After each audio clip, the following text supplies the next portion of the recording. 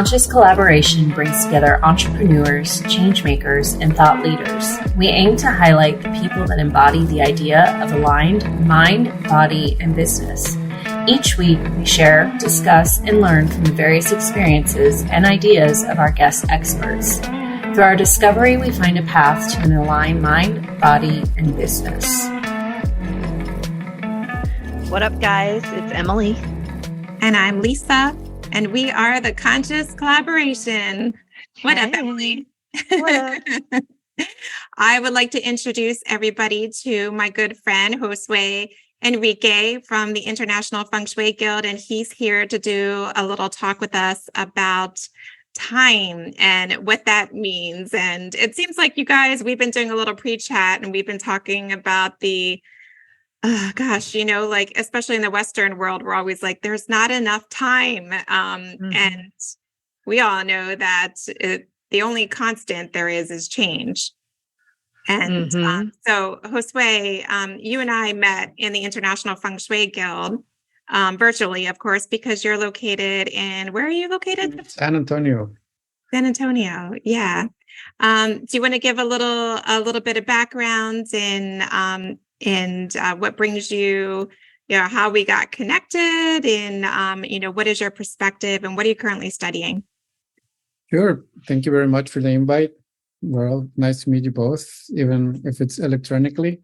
So, well, I've been studying for a while now, Daoist Arts. One of my main goals behind it is learn a little bit more about how the universe works.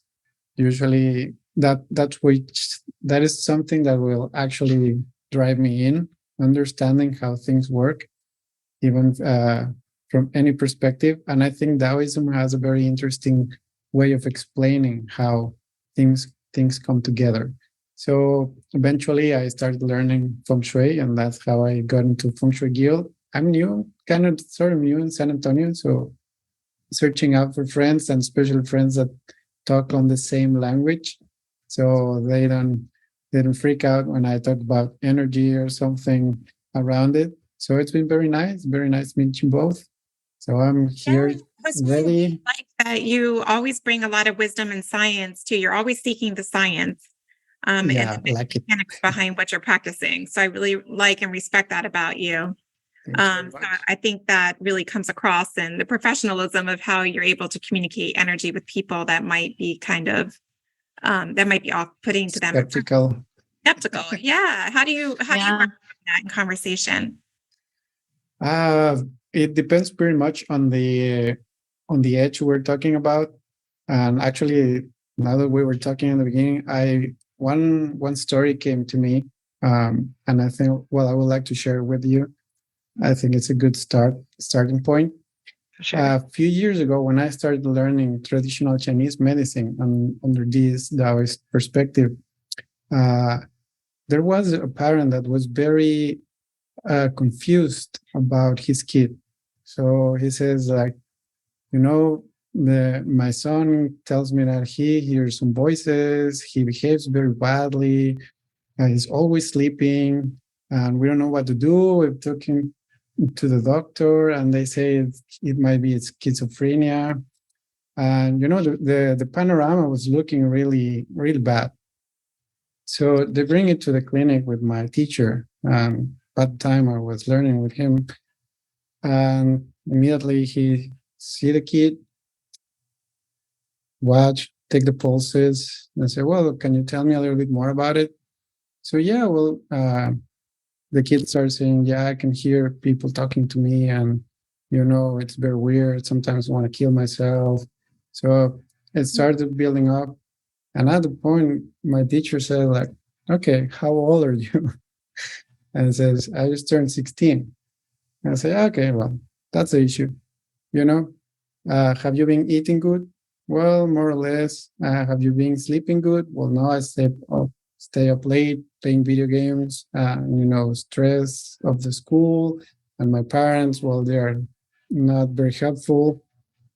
So long story short, he said, like, well, from this point on, it's important that you go to sleep early, you eat good on time, We're going to give you a few therapy sessions, acupuncture sessions, and we'll see how you progress in the following 3 weeks before you actually, well, they told to parents before you actually take him to the doctor, to the psychiatrist, because most likely he will give him pills. And, there's this not very likely situation of that you will be healed, just you'll be controlled. Mm-hmm. And 3 weeks later, the guy was doing very good. Stopped hearing the voices and everything.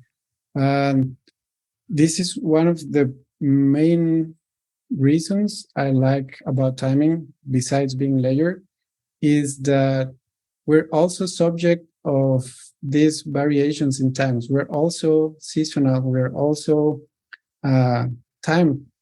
We're part of the nature. So tip for the listeners, if you're a boy or a man, every 8 years we suffer very important changes. And every multiple of 8, we should be very careful a little bit before your birthday and a little bit during and after to be eating good and be resting good. Because those years for men, every 8 years, body will take resources from you and do what it needs to be done for change. Let's say just change from summer to from spring to summer. Then there's some changes, temperature changes, activity changes, and the same from autumn to winter, winter to spring. So for us, super important, always take that into account, because sometimes the behavior may be just a result of being in that transitional period. And it's not necessarily bad. It's just an indication that you're not doing the right, or you're not taking care properly of your body. And for women, it's every 7 years. So if you have a kid that she's 7 or is close to be 14, most likely those periods starts, behaving strange, or they don't eat, or they don't feel comfortable, or even they start hearing voices. It's not they're going crazy. It's just they need rest and be well fed. And that will actually solve the problem. So much sense. Yeah. And we both have 7-year-olds. So yeah. But it's like really, watching as a parent, seeing the integration of all the experiences, and it's a lot for, I can imagine in every life stage too, but we're having to integrate and catch up to where we are based on all of the influences. Yeah. Well, and that's just sort of a picture of modern medicine as a whole and the modern way of handling things. And even I've been a nurse for, I don't know, since 2011, however long that is. We always want to jump to the complex solution. We're smart and we know a lot of things. And so, we're excited to get into the puzzle solving aspect of things, and, which medication and what do you think's going on with the brain chemistry? But we forget to just start with the basics. Are you sleeping? Are you breathing properly? Literally, are you getting sunlight? You mentioned, we're a part of nature, and we're so disconnected from it as a society. And it's like, to bring in that science part of it, it's not just like people nagging like, oh, get your sleep. Literally every cell in our body has like blue light sensors that dictate our circadian rhythm. And that never changes. Even if we work night shift our whole life, our body down to the cellular level never actually wants to, like, it's always going to be disconnected in some way if you're consistently off of that circadian rhythm. Yeah, and actually that comes pretty interesting, because it's, as we were talking earlier, it's very fashionable to be super busy, never having time, going to bed late because A or B or Z. And for example, from this perspective, from a traditional Chinese medicine perspective, it's very recommendable that you stop eating, for example, before 8 p.m. I think here in the US, it's pretty good because you breakfast early, eat midday, dinner is around 6, so it's perfect. But I've seen, for example, in Mexico, people just like to party, and you'll be eating tacos around midnight. So the problem with that is that we forget that within this timing and all these cycles, liver is in charge of cleansing the blood. So if we eat past 8 p.m., some of that blood will concentrate in the stomach to process the blood, well, for metabolism and process the food. So that piece of the blood won't be cleansed. So one day, not a problem. 2 days, maybe not a problem. 2 weeks, then half of your blood is clean, the other half is not clean. So what happened in the long run? You start running with dirty oil. The tequila might contribute a little bit to that too. The tequila with the tacos. Yeah. So eventually what will happen is you'll get intoxicated. And a lot of illnesses come from that part, not having a clean blood. And then it will, just domino effect into it because you ate late, now you can't go to sleep. What you will do, see the mobile phone, so light, liver is connected to the eyes. And that's something very interesting because sometimes, after 9 p.m., just avoid phone. But eventually, I don't know, work emergency, or you just go to the movies or whatever happens. So you're still seeing the screen after 9, 10, and then you go to bed and you cannot sleep. It's very interesting because according, again, from TCM, liver is friend of movement. Liver is connected to your eyes. So what happens if you overstimulate your eyes? Now you need to move. You're just saying the liver, hey, wake up. We are inputting the stimuli, so you react.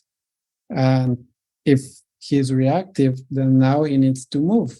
And if you go to sleep, you won't be able to sleep because liver is going to be like, hey, now you wake me up. Now we need to move.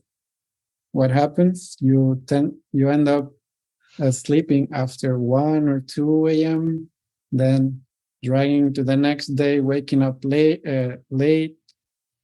And we can keep layering up. We already know that sleep is super important in metabolism process. So you wake up late. Now, probably the next day, due to the previous night miss changes, now you may be eating more than you actually need to because you are not balanced. So then you eat more, you have more cravings, and then starts just this snowball effect. And eventually, when it happens, well, some people start developing overweight or stress or aging rapidly. And it's all from a very simple, slight change in your schedule. Like, okay, dinner, stop stimulating your eyes. And on the other day, that could be actually your solution. You cannot wake up, watch the phone. You will immediately stimulate your liver, and you will be feeling the need of moving, waking up as fast as possible. Oh, that's wild. Yeah. And as we talk about, even our environments as well, too, like the liver, the eyes, and then within our environments, that connection is with more like the fire energy within the south sectors of our environment. So it's really, I wonder, like in your experience, have you noticed there any connection with your inner health and your environment? Yeah, absolutely. If, for example, another very interesting part of it, if you don't sleep in total darkness, just as Emily was saying, you have light monitors along your skin. So especially for women, it's super, super important to sleep in a very dark space. A little light will trigger hormone problems. So if you're sleeping with the little red dot of the TV or the little green dot of the smoke detector, you won't have that actually recover from sleep. You'll be like teased. And I've seen it's, for example, before in the house in the house I was living before now, you could also hear the traffic. Yeah. So no rest, plus light. Then when it happens, you're always moody, having bad day, bad humor, not being recovered, then health starts deteriorating. So I'd like to hear your thoughts on this. One of the things that I like to try to help people with, because one of the biggest barriers, I want to say, to creating good habits or perceived barriers is sort of adapting these things that we know we need to do into our modern lifestyle, because there's also what comes with that, elements that are to some degree out of our control, things having to do with work obligations, living with people that have other habits and things like that. So I like to work with people on finding like sort of hacks and little things that they can do to mitigate when we identify these problems, but without disrupting because if they feel like, I mean, you're going to expect to disrupt your routine to some extent, right? Because you know what you're working with is the idea that changes need to be made. But if people perceive too many barriers to making that change, then they'll just throw their hands up in the air a lot of times and give up on all of it because it becomes too overwhelming. So do you have any sort of like little tips and tricks or hacks to make small changes that add up to big changes? Well, I think you just make the brief. Small changes is the key. Within that, you can also time it. Let's take maybe an example would be an interesting point of view. I don't know if you have someone on the top of your mind we can take from. Like a client case? A case or case study or someone or activities that you actually would like to change that you feel they're in the way of making a healthier lifestyle. Yeah.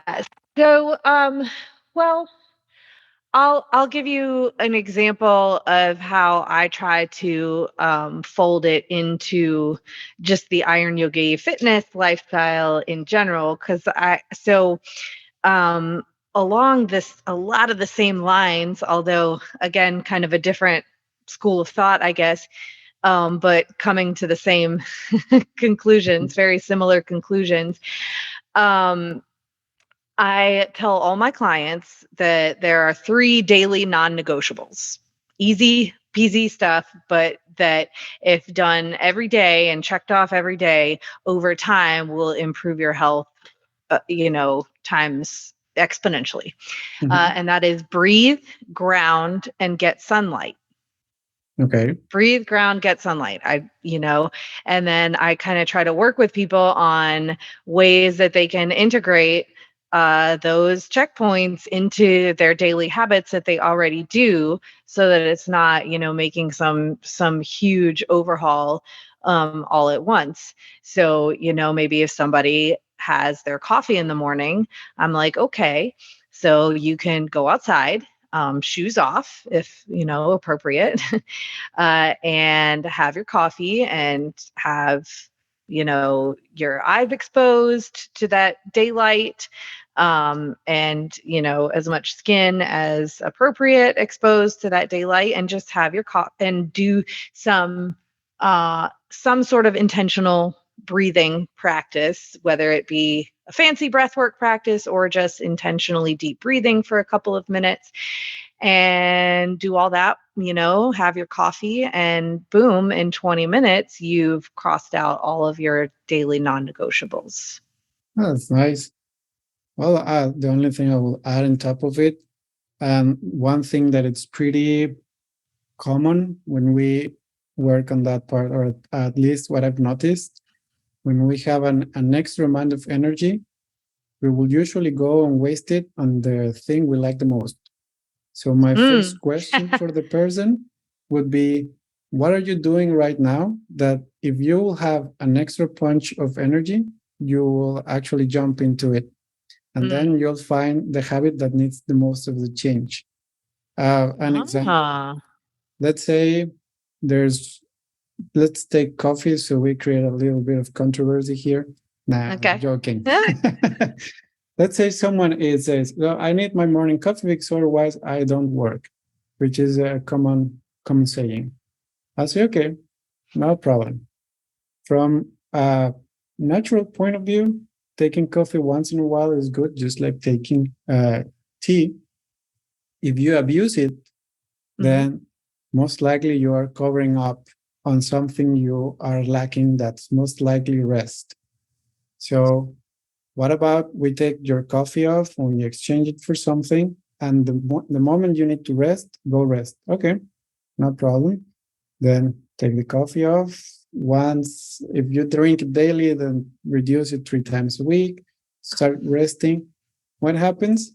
The person starts feeling good. Now he has an extra punch of energy. And the first thing they do is overwork.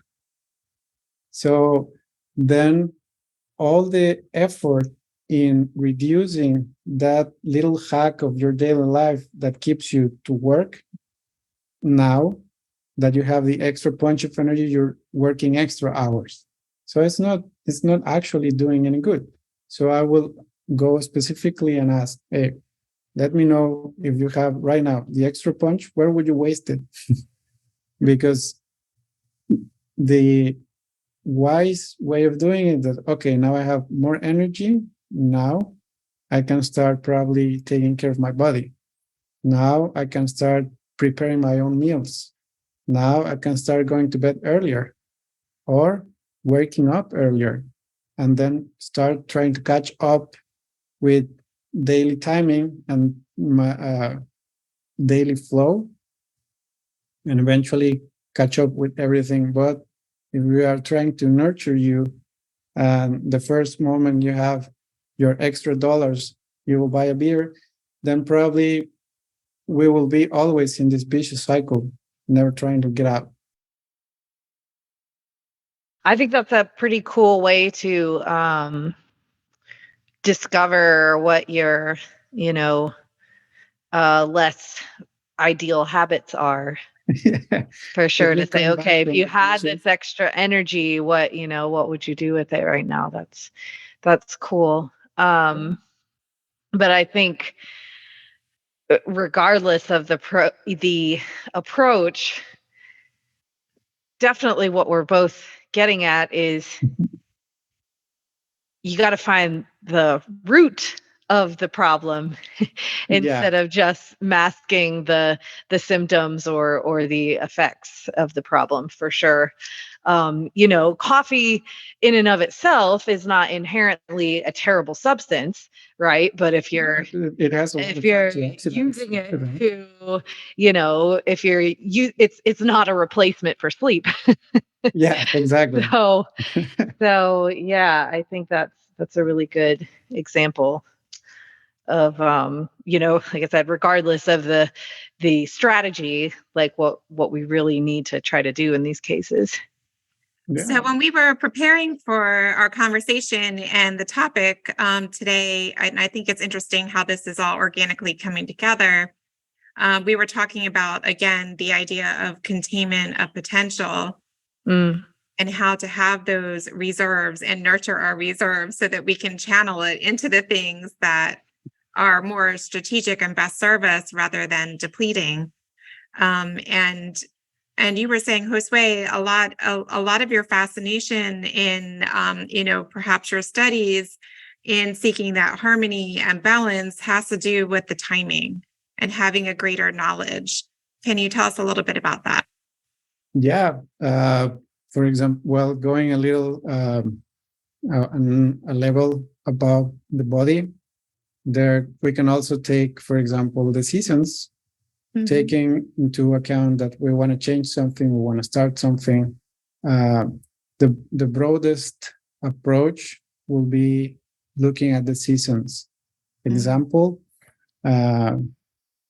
many people decided that New Year's resolutions have to start in January, right? The only problem with that, or only a note on that, is that January is still winter. And winter is a planning stage, not an execution stage. So most likely, if you go with your, let's say, like the modern timing, now it's the new year, now you need to start doing something, most likely you will fail. Because winter is still planning, you need to retreat, you need to cover yourself, avoid any external winds, etc. And when the spring comes, now it's time to start putting out that effort, to start planting your seeds. So it's the same. You decided that you're going to change your life in autumn. Probably that won't work, because autumn is a moment to gather, you already work. Now you have to pick up your results. So in that sense, timing in a broader sense, I will start by that one. Well, can that be adapted as well? Because if you've got someone and it's September or January, not a springtime month, and they are, feeling that motivation and that need and that desire to change, you wouldn't necessarily want to suppress that either, right? Yeah. I agree on that. Actually, well, that's where actually the timing gets interesting. In the sense of that, well, Lisa will also know about this too. There is a way of finding good dates and good energy. Usually in Feng Shui, they call it being the right place at the right time, doing the right activity. So the broader sense means like the overall cycle. So if you are able to start in spring, that's double thumbs up, because probably you'll find a day and then you'll go with the energy of the natural cycle of the earth, right? But yeah, September came and actually I have a project. Then what can I do? And that will get into a more specific, detailed view of it that can actually tailor your activity into the time for you specifically to start with, let's say, good energy. As is in the macro cycle of things, there are also small cycles. So the year is a cycle, the month is a cycle, the day is a cycle. So even within the day, there are hours that you can actually pinpoint into the month, day, hour, person, and year to propel that and say that purpose. And also the other way around. There, even if you have all your energy if you dramatically get caught into a bad day, a bad time with the bad location, that no matter how much effort you input into it, it will fail. So that's, I think, one part of the importance of starting to understand the cycles. If you start, one thing I usually say is that if you start getting in sync with the universe, starting with your body, you start sleeping at your time, eating at your time, understanding that spring is for something, eating accordingly with spring, then summer, then Indian summer, then autumn, then winter. Take care of yourself. Eventually, even without that math knowledge, you will sync and flow with nature. Then you'll be what we usually say, you are flowing with nature, not trying to catch up into the flow. Yeah, and that reminds me of what we were talking about before we pressed record as well, which was that, well, a couple of different things, using our sturdy vessels and using this sense and understanding of the timing of the universe to better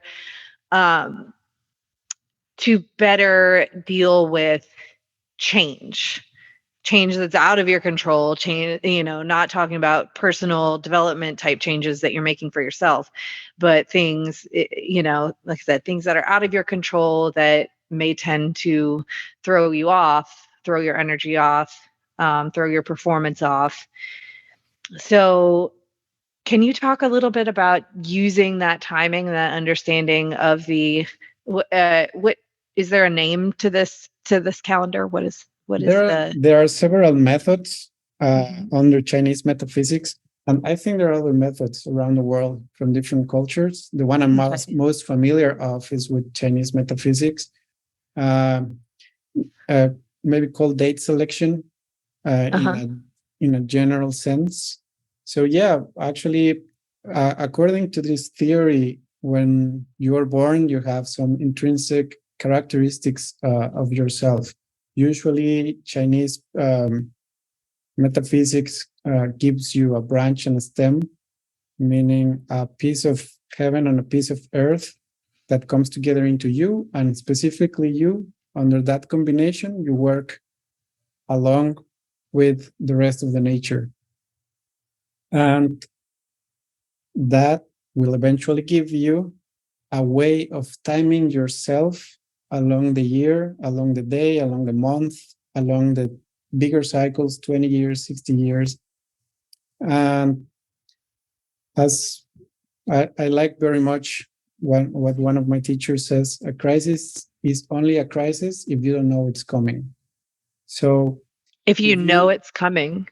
Yeah, because some of my friends say, okay, I know I'm going to be laid off. According to my analysis, I know I'm going to be laid off. So I'm already searching for something, searching for opportunities, having the right day and the right time for the right activity, like job search. So the best time to search for a job is while you still have one, right? Mm-hmm. So by the time my laid off comes, I'm already prepared. So that may not be a crisis. It just became an opportunity to move on and make better decisions. Also, if I know this year, they usually make it like, for example, clashes, or you have years that are good to you, or propel you, some years that clash with you. So if you already know, for example, this year for me is a clash.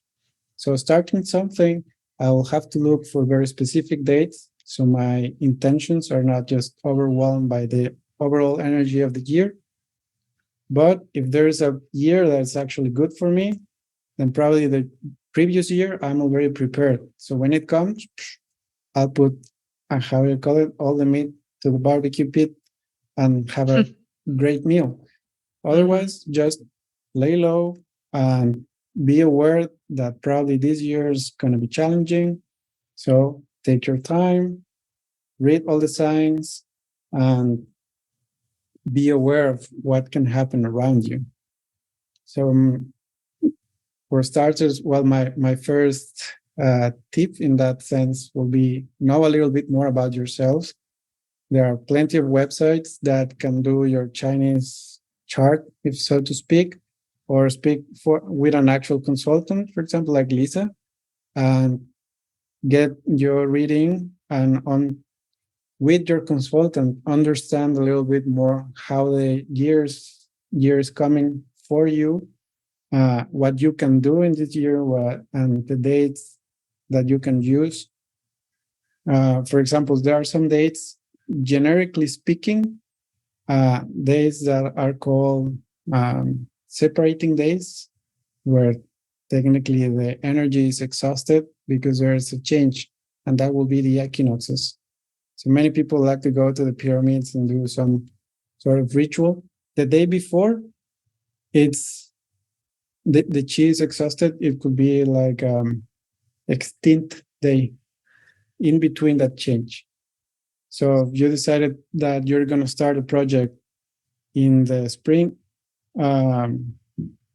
or the solstice, the summer solstice, probably won't have that impact.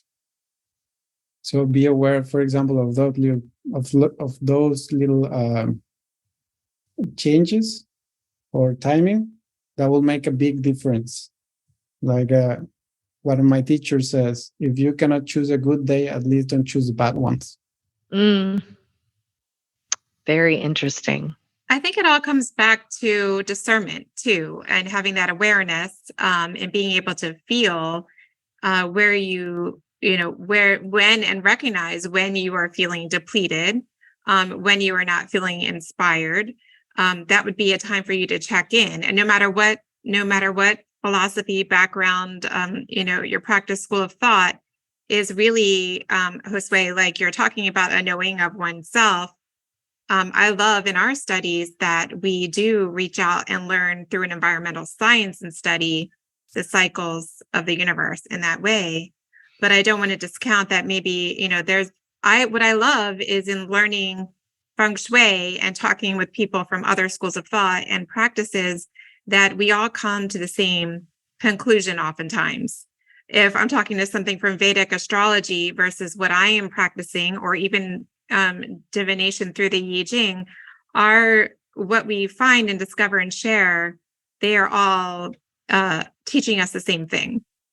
And oftentimes we know this in a well-aligned person, their mindset, they're very healthy, their body is very healthy, they're very in tune, they're aware when there's rumblings at work and they might need to be starting to look elsewhere, and rather than existing in panic mode, they know they're going to be firm in there, they're going to take care of themselves, they're going to get their finances in order, they're going to work on their image and maintain their power, their chi, in a way that they're able to attract new opportunities and just step into them, versus someone who is living in crisis mode and without any awareness of self or the cycles, or knowing that, sometimes we cannot, all the times we are not responsible, nor can we change what someone else chooses. So operating from that place is a lack position, and really just very, self-punishing. And when we're, talking about each of us being entrepreneurs too, and I think we can all agree we're all students forever. Yeah. We're all students forever. But when you are getting into a healthy mindset and you attract people, like-minded people, to have these conversations and awareness about you and collaborate in that, it's affirming, and it is again very restorative of chi, and it's more attracting of beneficial opportunities versus anything we might perceive as like a wall or a block or Yeah, and actually everything starts, if we want to see it by steps, is like we were talking in the beginning. It's also, we both were saying, well, first you need the vessel right. If my teacher says, the first thing that goes out when someone gets sick is the virtue. So you cannot expect someone to be compassionate and be passionate about life if you're not well nurtured, because you'll be what you just said. You'll be trying to survive, not living your life. You'll be trying to survive around your circumstances. So that gone, it's almost impossible for you to flow into the actual natural timing because you're already struggling. So yeah, first part I'll do is definitely step back, make a pause. Most likely you are being depleted because you're already tired. So listen to your body, rest a little bit, find someone you can trust that can help you get into a healthier mode. And then everything else kind of starts putting into place. It's just the same. If you start going bad in one leg of your chair, you'll fall down. But if you can put everything straight, then you can keep building on top of it. And then timing will actually be even natural. Some people seem to be very lucky. For me, it's just that they are natural in understanding the way nature flows. So I like how you just reframed lucky.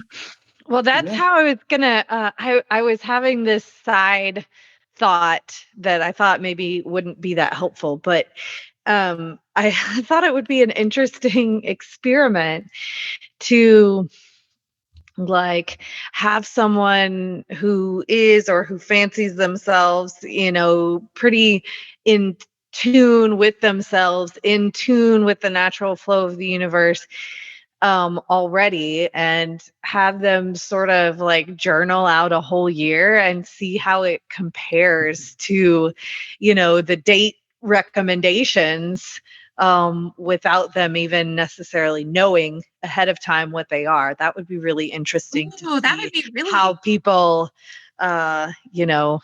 fared. You can actually you can actually do it in a month.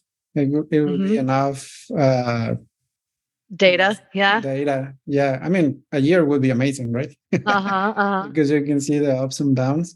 Yeah. But in a month, you can have pretty good guess if they are doing good, because you can choose a bad month and see how they navigate, or you can choose a good month and see how they navigate. And if that will give you essentially, you can see their actions. Usually people that they say they are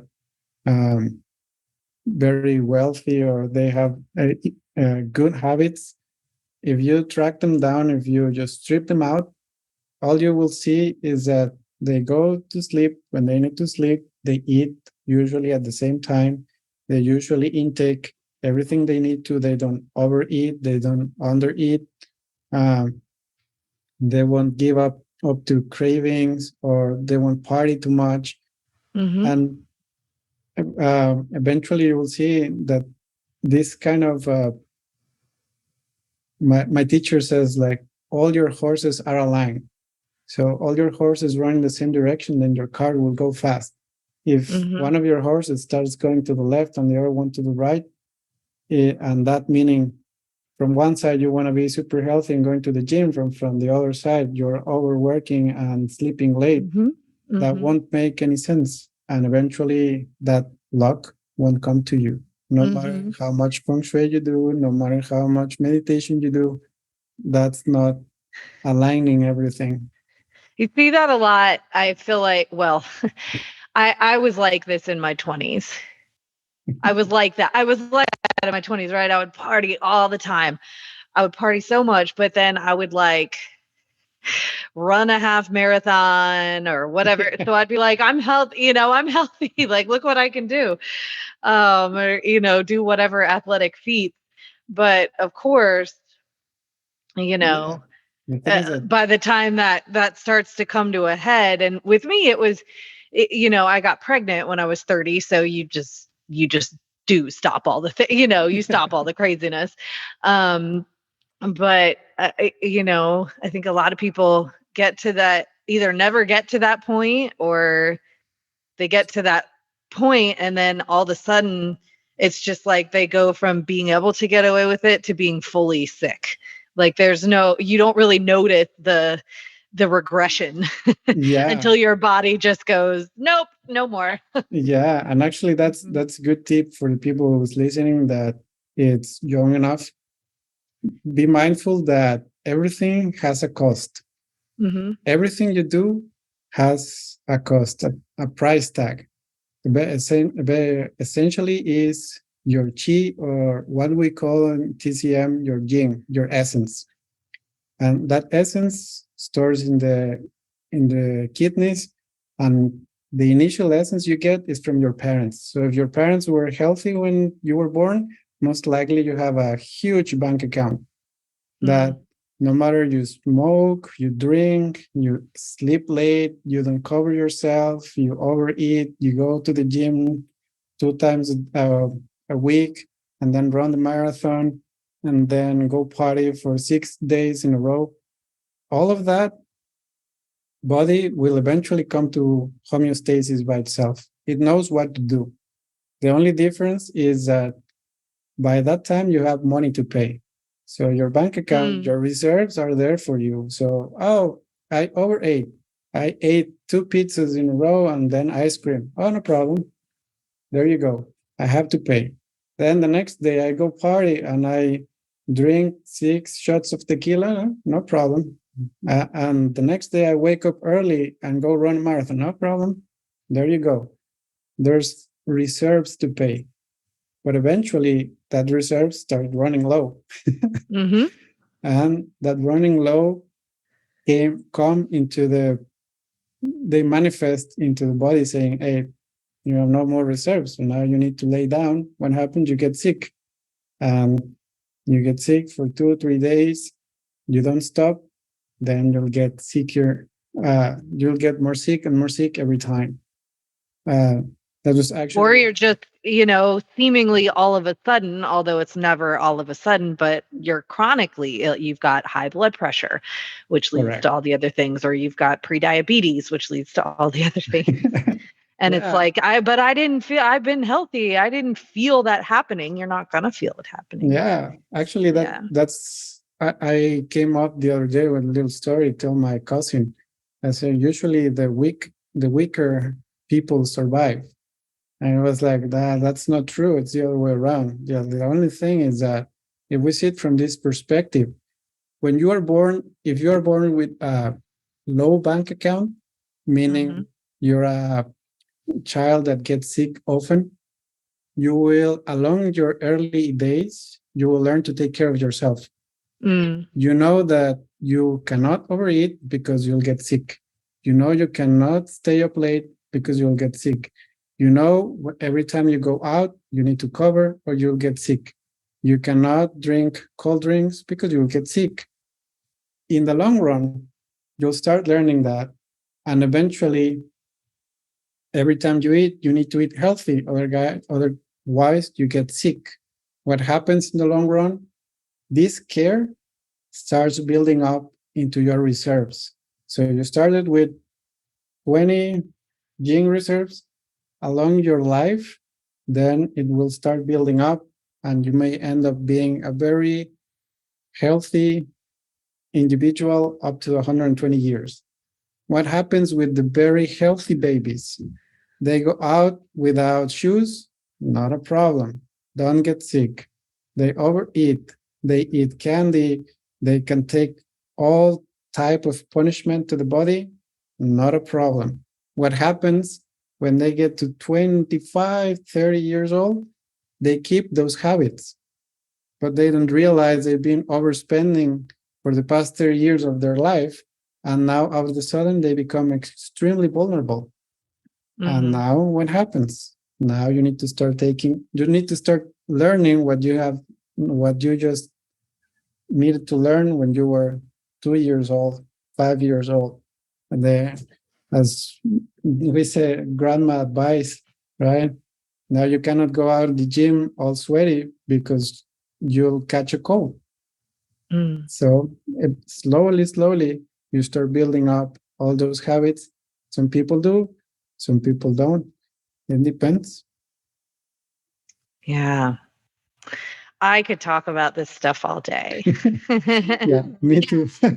It's really just scratching the surface. But what I like about that story too is how, even if we start out with a low bank account, we're able to empower ourselves by examining our own selves and being in tune with ourselves and creating the health and wealth that we deserve, and that place of self-worth, rather than having expectations that I have all the wealth, and I start out with all the wealth in the world, and I can treat myself poorly or have bad habits, I will be fine, and then expecting to have those good results for a lifetime. And that manifests in how we talk a lot about business. What was it that Dr. Miriam said last week? She said, like, don't you dare, what did she say? Don't you dare not put value in yourself. Something like that. How dare you have low self-worth? How dare you have low self to believe that you're not worthy of the most pristine everything that you nourish yourself with, the energy that you output. It's, if we can believe in some sense that, the energy of the environment is connected to us, is connected to our experiences, like they're all in one way intertwined. If we're not respecting and loving ourselves, then we're depleting in all areas of those who are around us, so on and so forth. So I think this is really cool that we just cracked open more of the topic of that, containment of potential that we have, and having that ability to have an awareness of time and be empowered in the decisions that we make from a place of wholeness, rather than depletion. And I always think about when you're telling these stories of depletion, and I always think of like when people are drowning in water, and like they're just like going underwater, and the people around them, and they start like grabbing at them and pulling them underwater, like scrapping to rather than being composed and really that's another rabbit hole you don't want to go in, because I have a lot of stories about that. Let's do it again. Let's do a part 2. Sure, I'll be happy to. Thank you so much. We're so honored to have you join us today, and I'm so happy to meet you and have you in our circle, and certainly within the Conscious Collaboration Collective. It's a joy to have you, and with the International Feng Shui Guild. We're going to be dropping some links within the description so people know how to get in touch with you. Do you have a preference in how people reach out to you? No, it could be Instagram, message me through website, I'll be happy. Even I think I'm in the group of the Conscious Collaborations Facebook, so I'll be happy also to interact over there. Wonderful. Yeah. Let's continue the conversation inside of the Conscious Collaboration Collective on Facebook. And guys, any last things we want to say before we leave? Well, my nuggets are, take care of the vessel. Timing matters. Flowing and connecting with nature and connecting with the flow of the universe can change everything to your benefit. And, we've learned of, at least it's new to my knowledge, this awesome tool that Josue is so knowledgeable about, to add to our toolbox of things that we can look at to assist us in connecting with that divine timing, with that divine flow of the universe, so that everything in our lives can just work and feel better. Oh, thank you very much. Yeah. Well, first of all, I want to thank you for inviting me, for having me. I want to congratulate you, because what you're doing is really nice. And I believe that if out of this podcast we are able to awaken one person, I think the goal is met. So absolutely. I'm happy to be here, happy to be back. And yeah, for me, learning timing on this crazy world it has been proven a very valuable tool, even from the very simple things like when to travel and when to not, up to the very complex things on when to build a house or when to start a project, when to meet your possible next joint venture, etc. So yeah, definitely nurture the vessel. Emily and Lisa are here to help you. I think they are the best to give you the foundation, and well, keep building on top of it. Love it. Oh, so nice. So nice. So we're so happy to have you. And well, guys, I'm going to let you go for the rest of your day. I have a lot to think about. And I love that idea. Like there's got to be something there, Emily and Josue, about like marrying up the idea of journaling and then having the calendarized. Like maybe that's a collaboration we do. Yeah. Well, I don't design research projects and I don't really want to, but I think it's a really good study idea for someone who's into that. Yeah, for sure. All right. Well, let's continue this conversation inside the collective. I'll see you guys there. So I'll see you in 5. See you in 5. Thank you. Bye. Thank you. Thank y'all so much for listening to our podcast. If you haven't yet, please be sure to subscribe, rate, review, and share with all your friends so they can join our circle of collaboration on this journey. You can find us on Instagram at Conscious Collaboration Podcast, on Spotify, iTunes, and Audible, to name a few. Please join us next time for another deep dive into how you can live life in more alignment, mind, body, and business. Send us your questions and comments in our DMs or email us at consciouscollaborationpodcast@gmail.com. See you in 5 minutes.